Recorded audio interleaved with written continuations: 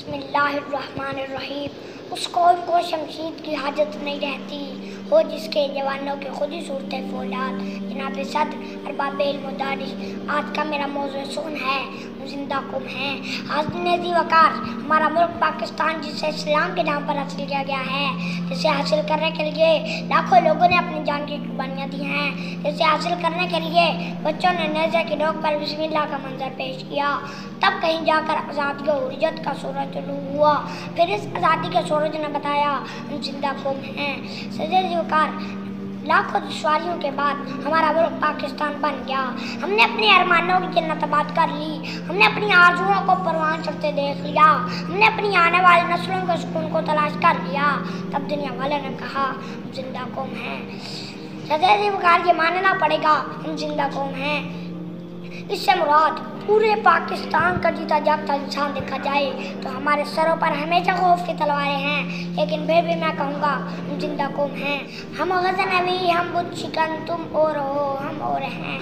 ऐसो मिना कैबर हमन, तुम और हो हम और हैं। सजद वक़ार, हम हैं समंदर की गहराइयों में उतर जाने वाले, दरियाओं का दिल चीर देने वाले, पहाड़ों का सीना चक कर देने वाले।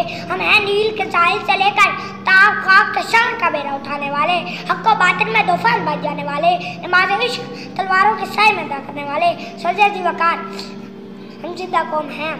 सजद वक़ार, हमारा दुश्मन भारत ने जब 1965 को रात की तारीकी में हमारे प्यारे वतन पाकिस्तान पर हमला किया तो वाजे पाकिस्तान ने अपने अजीज़ का दिफा किया और उनकी पुश्त पर नाकामी की मोर शब्द की और बताया हम जिंदा कौम हैं।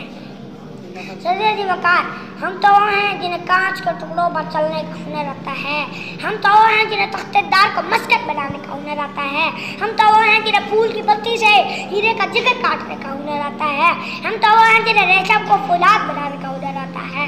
सजद वक़ार, इसको का हर फर्द पुकारता है, मैं बिलाल के जख्मों का सिला हूँ, मैं ताइफ में नबी पाक सल्लल्लाहु अलैहि वसल्लम के खून का अथड़ा जूता हूँ, मैं गज़नवी बुत शिकन नो की हकीकत हूँ, मैं जिना की तनी हुई गर्दन में पाक तखय्युल और शहीद मिल्लत की सोच हूँ। सजद वक़ार, हम जिंदा कौम हैं जिन्होंने मदीने को हुकूमत हिकमत का मरकज़ बनाया।